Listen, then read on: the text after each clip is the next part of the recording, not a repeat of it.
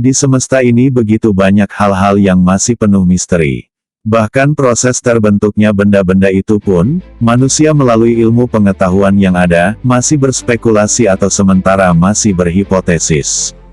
Contohnya proses terbentuknya bulan. Dalam hipotesis tubrukan besar, menyatakan bahwa bulan terbentuk dari puing-puing, yang tersisa dari tubrukan antara bumi dan benda seukuran planet Mars, yang disebut Theia, yaitu sekitar 4,5 miliar tahun yang lalu. Hipotesis ini adalah hipotesis ilmiah yang paling diakui saat ini, tentang proses terbentuknya bulan.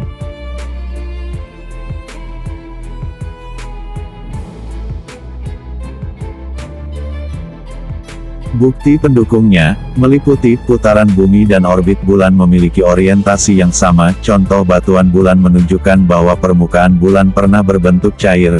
Bulan memiliki inti besi yang relatif kecil, kepadatan yang lebih rendah dibandingkan dengan bumi. Bukti tabrakan serupa di sistem bintang lain, yang menghasilkan cakram puing, dan tubrukan besar konsisten dengan teori terkemuka tentang pembentukan tata surya.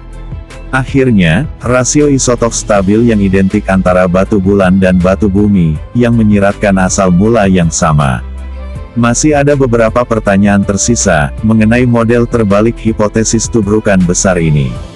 Energi dari dampak tubrukan tersebut diperkirakan dapat memanaskan bumi yang menghasilkan lautan magma, tetapi tidak ada bukti diferensiasi planet yang tenggelam ke dalam mantel bumi.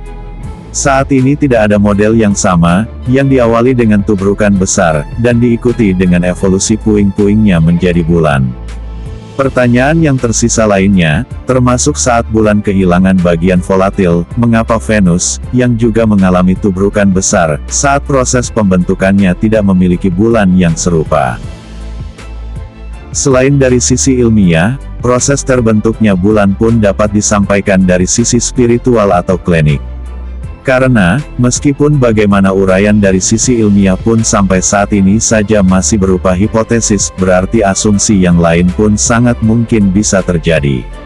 Proses terbentuknya bulan, pernah disampaikan dalam kisah Nabi Ibrahim pada saat beliau berada di Nusantara, selepas peristiwa besar, yaitu acara pengorbanan Ismail selesai. Beliau mengadakan perjalanan hingga ke Nusantara untuk berdakwah, dan di Nusantara lah beliau mendapatkan banyak pencerahan mengenai tauhid dan banyak mendapatkan tambahan wawasan mengenai hal-hal lainnya, salah satunya tentang kisah proses terbentuknya bulan.